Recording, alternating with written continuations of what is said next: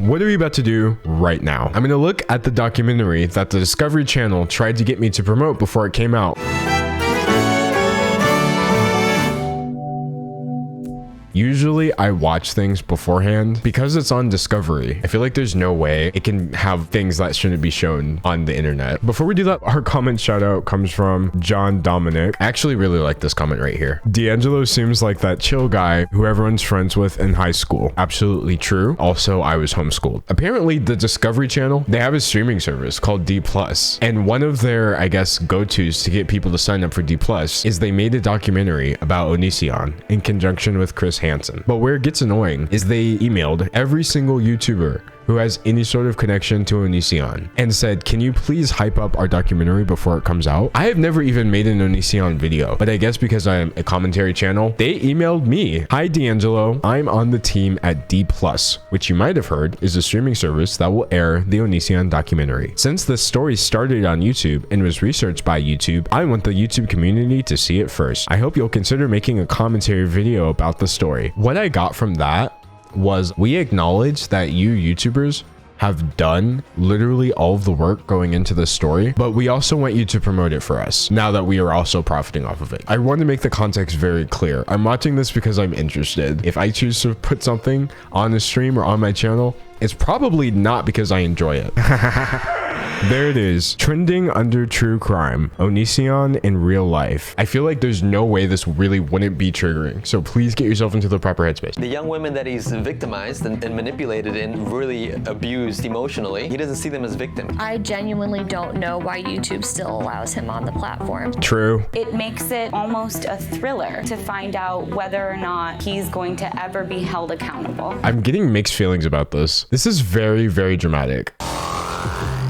I started my career when I was about 13 years old. I opened for Lady Gaga. I remember Justin Bieber opened for me. Onision ruined her life. She absolutely could have been somebody that we still talk about today. We're starting off well by actually talking to a victim. I think that's a good thing. I saw his I Am a Banana video. I'm a banana! Oh God, why? I understand this was peak 2009, but this should have been all the warning that we needed, that we let this man get popular by dancing around in a banana costume. I remember I reached out to him quite quickly. He always put his information under every video.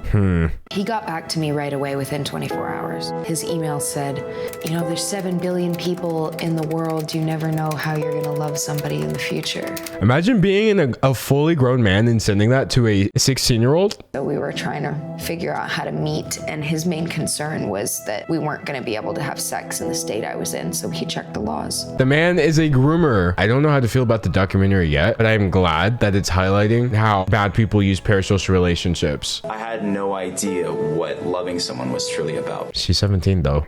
I was a baby, I was a kid, I was naive, I had no idea what I was getting into. As a 22-year-old, I'm like so far removed from where I was when I was 17. If an adult is telling you all these things, you're not processing it the right way.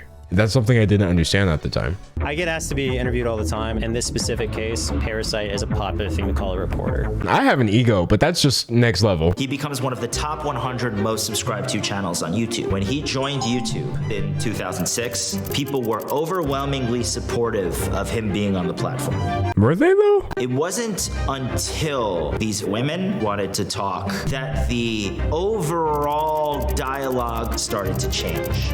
I don't think that's what happened. Oh yeah, Onision was super popular, but then women came forward and now he's not. They literally just condensed 10 years of lore into one sentence. They skipped the whole decline of Onision. Even as far back as like 2018, before that, he was just purposely on a tour to piss off literally all communities of people. He was attacking black women in their hair. They didn't even talk about the forum he had either, where he was like rating the girls, and to just say, oh yeah, he was super popular and everyone loved him, but then he got in trouble for grooming is a complete misunderstanding. I had been doing some YouTube shows and people kept saying you need to look into Onision. Chris Hansen, who's a YouTube streamer who has been accused of a YouTube streamer. The way he just took a wrecking ball to the whole Onision operation hurts my soul. Very easy for people to become victims through social media and sometimes not even know it because they're just too young and vulnerable. You know what would make it a little harder? for kids to become victims of groomers, deplatforming them. I am absolutely okay with calling for the deplatforming of anybody who has demonstrably used their platform to groom children. To know that this little boy that was so sweet, innocent, and just a great kid would be at this point in his life someone who doesn't care who he hurts. Greg was 4.5 when I first met him in 1990. He was the cutest little boy. Yeah, after the divorce, their personalities all changed and they all became very uncertain and insecure and emotional. Maybe I'm a bit extreme, but I'm very wary of any sort of explanation for why he does what he does. I would much rather this be focused on calling him out than, oh, he was a sweet kid. Oh gosh, they brought Shiloh back? I was 17 by the time he said that he loved me and he was getting a divorce. This video just went in a loop. At the very first few minutes, it was like, my name is Shiloh, this is my story. And then they abruptly ended that story, switched it to Greg had a rough childhood and it was pretty bad because his dad was awful and so was he. And then they switched back to Shiloh and now they're doing the whole she was young and at the height of her popularity thing again. We finished part 1 of the Onision documentary. It was literally so poorly done. What is the point of watching episodes 2 and 3 if it's this much of a waste of time? I think this is unironically too poorly done for me to justify spending 2 more hours of my life on. I just want to see what Eugenia is doing here. Is Eugenia Cooney in this thumbnail just for views? It's just this like steady string of toxic behavior.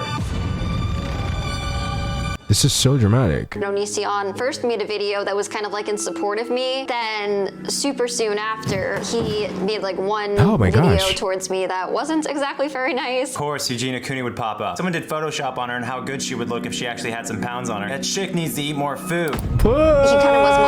This kind of commentary is what drives people further into their eating disorders. The algorithm is the one in charge of what videos are done or what videos get seen. Be honest, we're great together. This video I made about you got 1.9 million views. This video I made about you only a month ago got 1 million views. Another million. Another million. 2.5 million! He was just getting millions of views, antagonizing an anorexic girl on the internet. At this point, YouTube is also beyond complicit. Much like Shane Dawson, YouTube, the company, is absolutely at fault here as well. Let's go down a little list of how bad that was. Editing, 0 out of 10. It was almost impossible to follow. Score, 0 out of 10. The music was just overwhelmingly disrespectful. They're literally just going down a list to any kind of epidemic sound type beat. This is what they're doing. They don't care about the situation. Structure, 0 out of 10. If I wasn't already familiar with the story of Onision, I would not know what it was supposed to be about. How did they handle this documentary? Out of respect for Shiloh, I'm gonna make that a -20 out of 10. The little bit of a platform that they gave Shiloh, they were mixing it up with his dad. That's so weird. So poorly handled that, to the point where it was like, how did this get greenlit? D+, is this what you wanted? I mean, be careful. Watching the old videos and documentaries would be more useful than this trash timeline. For example, 2 different Onision videos right here, both of which are fantastic. So well done. He makes absolutely no mockery of anything that occurs. The Demented World of Onision by Jay Aubrey. Very well done video. Absolutely has the right approach. Repsion is very concerned and has been for the longest time. That's somebody who I would trust way more to watch than the Discovery Channel and Chris Hansen. It was so clearly not done to bring any sort of attention to what's going on. Poll, thoughts. We are at a 99%. This is so embarrassing. Discovery Channel, if you're watching this, I know you are. This is a 99% dislike ratio with over 1,000 participants. This is now going to wind up being the highest number of votes I've ever gotten on a single poll option for saying that your documentary that you tried to get me to promote was bad. The moral of the story here is clear. If you're doing a documentary where neither the subject of the documentary nor any of the victims of that subject besides one person show up, it was probably not going to turn out that well in the first place. Anyway, I'll be here all week, folks, at 2 p.m. Central Time. If it's Monday, Wednesday, Friday, that means I'm uploading a new video here. If it's Tuesday, Thursday, Saturday, that means I'm going live over on Twitch. Basically, what I'm saying is I'll see you tomorrow. Unless, of course, tomorrow is Sunday, in which case, just watch this video again. Okay, bye.